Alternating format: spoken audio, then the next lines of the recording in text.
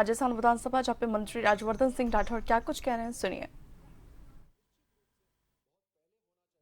एक और उदाहरण मैं आपको दूं, ये तो केवल खेल से संबंधित है।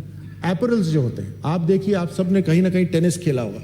पुराने जमाने के टेनिस के रैकेट होते थे लकड़ी के, आजकल कार्बन फाइबर के आते हैं, और उसमें जो स्वीट स्पॉट होता है जहां से शानदार शॉट लगता है वो और बड़ा हो गया है, यानी मार्जिन फॉर एरर उसमें शामिल है। खिलाड़ियों की आज सर्विस बहुत तेज होती है, वो उसी कारण से है क्योंकि टेक्नोलॉजी उनके साथ है। आपने स्विमिंग करी होगी, तैराकी करी होगी, स्विमर्स को देखा होगा, वो आमतौर से पहले एक स्विमिंग ट्रंक में स्विमिंग करते थे। आज आप देखेंगे वो शार्क स्किन पहनते हैं, ऊपर से लेकर नीचे तक कवर्ड होते हैं, उसके कई सेकंड होते हैं जो बच जाते हैं। ये सारे के सारे जो बनाते हैं, ये अपने आप में एक बहुत बड़ी इंडस्ट्री है। अगर एक धावक है, वो धावक तेज दौड़ पाए और उसके पांव के ऊपर कोई बुरा असर नहीं हो, उसके लिए शूज डिजाइन होते हैं। ये सारे शूज हुए, ये शार्क स्किन हुआ, ये रैकेट हुआ, ये तैयार होता है खिलाड़ियों के लिए, लेकिन खिलाड़ी के बाद ये मार्केट में आता है, और मार्केट में आने के बाद इसकी इकोनॉमिक जो कैपेसिटी होती है वो बहुत बढ़ जाती है। हम चाहते हैं ये सब राजस्थान में हो, और निश्चित रूप से बहुत पहले होना चाहिए था, लेकिन आज हो रहा है। देर से आए मगर दुरुस्त आए, ये बहुत जरूरी है। अध्यक्ष महोदय, मैं एक बदलते परिवेश के का बताकर मैं अपनी बात समाप्त करूंगा। भारत में खेलों की तरफ रुझान बढ़ रहा है। जैसे जैसे देश की इकोनॉमी बेहतर होती है, वहां माता पिता अपने बच्चों पे, खेल पे, इन सब पे ध्यान देना शुरू कर देते हैं। आप देखिए, ऑस्ट्रेलिया देखिए, यूके देखिए, अमेरिका देखिए, रविवार शनिवार को काम नहीं होता, दफ्तर लोग नहीं जाते, फोन भी नहीं उठाते वहां पर, वो सब मैदान में होते हैं। एक बहुत बड़ा कारण है कि इकोनॉमी मजबूत है, और जैसे जैसे भारत की इकोनॉमी मजबूत हो रही है, हम भी अपने बच्चों के साथ ज्यादा समय बिता रहे हैं। स्कूलों के अंदर भी बेहतर सुविधा होती जा रही है, और ये जो परिदृश्य बदला है उसको मैं पदक तालिका से आपको बतलाता हूं। 2014 में हमारी सरकार आई थी, केंद्र सरकार की बात कर रहा हूं, 2014 में हमारी सरकार आई थी, तब एशियन गेम्स के अंदर 57 मेडल्स थे हमारे पास।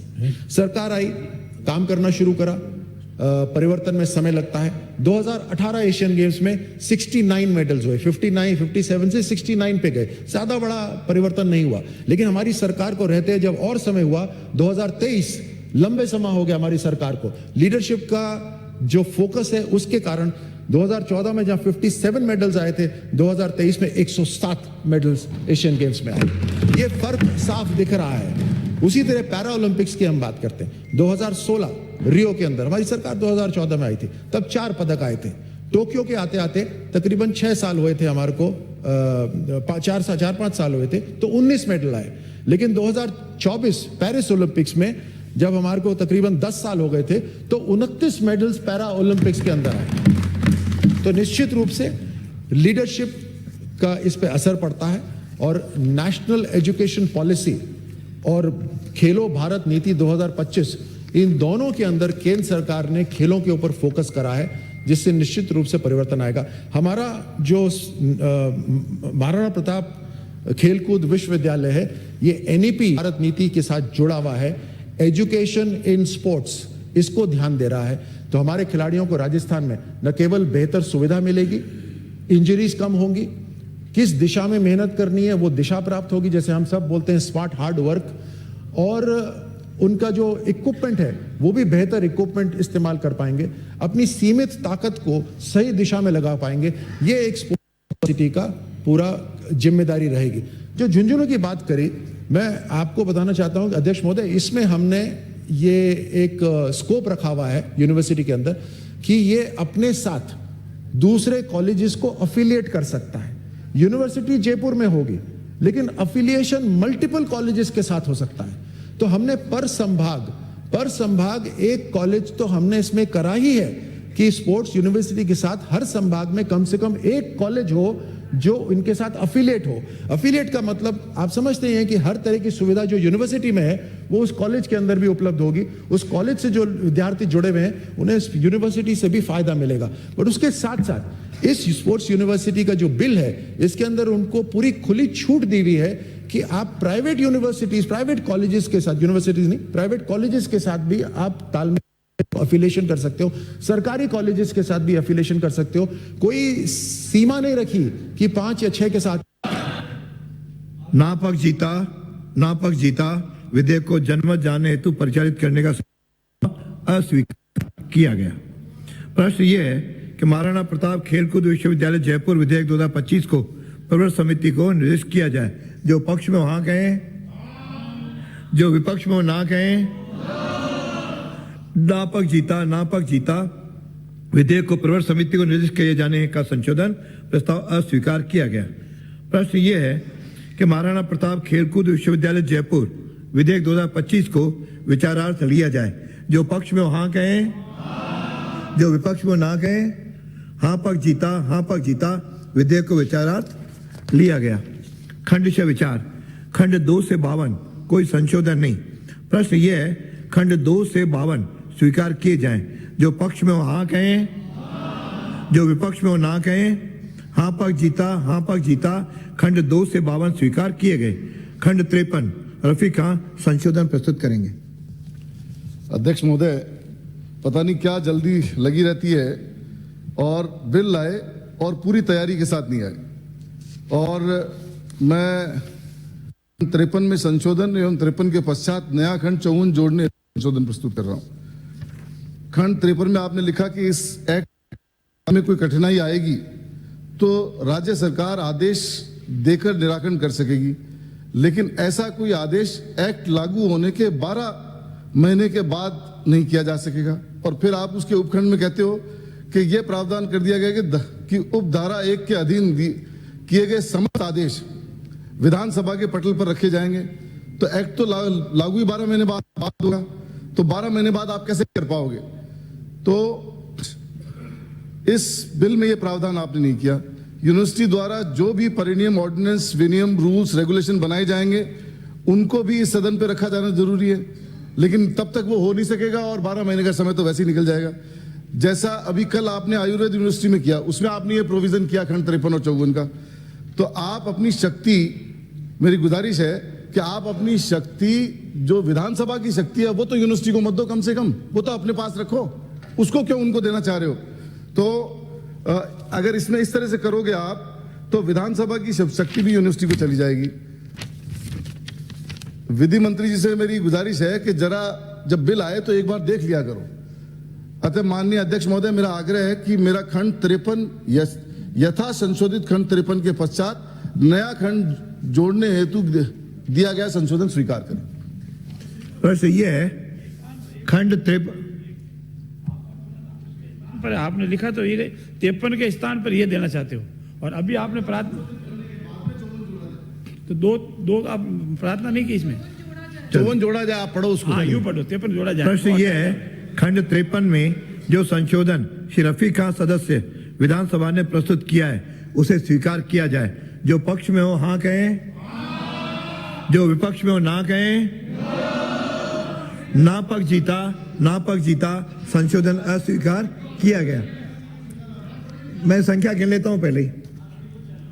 प्रश्न यह है खंड 53 स्वीकार किया जाए। जो पक्ष में हो हाँ कहें, जो विपक्ष में हो ना कहें। हाँ पक्ष जीता खंड 53 स्वीकार किया गया। अधिनियमन, सूत्र, नाम आदि कोई संशोधन नहीं। प्रश्न यह है खंड 1 अधिनियमन, सूत्र, नाम आदि स्वीकार किए जाएं। जो पक्ष में हो हाँ कहें, जो विपक्ष में हो ना कहें। हाँ पक्ष जीता खंड 1 अधिनियमन, सूत्र आदि स्वीकार किए गए। अब प्रस्तुत करें विधेयक। अध्यक्ष महोदय, मैं आपकी अनुमति से प्रस्ताव करता हूं कि महाराणा प्रताप खेलकूद विश्वविद्यालय जयपुर विधेयक 2025 को पारित करा जाए। समय सीमा को ध्यान में रखते हुए मैं समझता हूं खंड आप सबके कल भी बोले हो, आज ही बोले हो, इसलिए कोई न बोले ताकि अगला विधेयक 30 है उसमें 1 मिनट, चलो 1 मिनट बोलो, 1 मिनट देख लो। तो 1 मिनट में तो सब कुछ हो ही नहीं पाएगा। Sir 2 minute sir.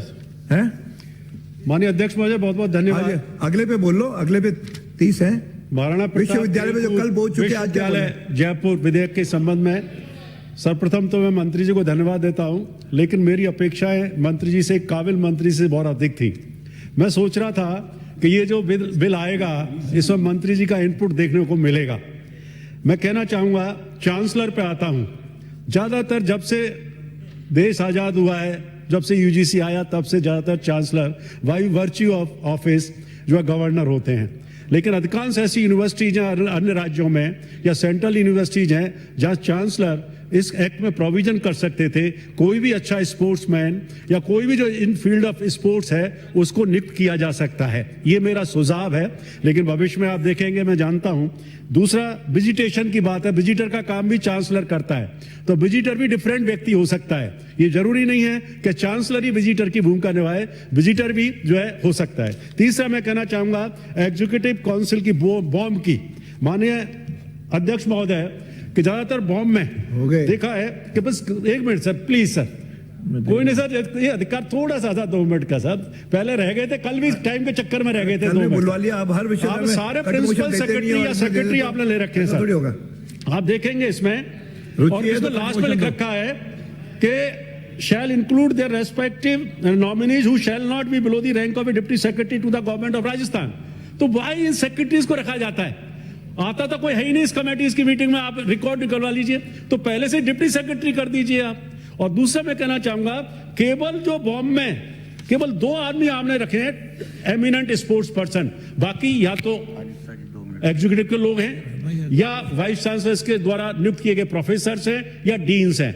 तो मेरा यह मानना है कि जब स्पोर्ट्स स्पेसिफिक यूनिवर्सिटी बन रही है तो स्पेसिफिक यूनिवर्सिटी में स्पेशल जो इंटेंशन है, स्पेशल जो परसेप्शन जो स्पोर्ट्स पर्संस का होता है, जब किसी भी फील्ड के हो, किसी भी राज्य के हो, उनका इनपुट ज्यादा होना चाहिए था। ये वही हाल है जैसे कट पेस्ट कर देते हैं ना एक्ट का, वो करते हैं। और एक बात जो आपने कही थी अभी कि भाई फंड्स की जरूरत बाद में पड़ेगी, कल ही बिल आया है, उसमें अध्यक्ष जी ने पहले ही प्रोविजन करा लिया 25 करोड़ का, कल के बिल में आप देखेंगे, और 2 करोड़ रुपए रिकरिंग के लिए प्रोविजन करा लिया, लेकिन आप नहीं करवा पाए। तो मेरा ये मान, जब नाम पुकारा बोलो।